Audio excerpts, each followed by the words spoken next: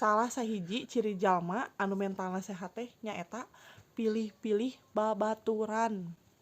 Lain ngarasa aing pangluhurna atawa sombong, tapi manehna paham yen teu sakabeh jalma cocok aya dina lingkaran pangdeukeutna.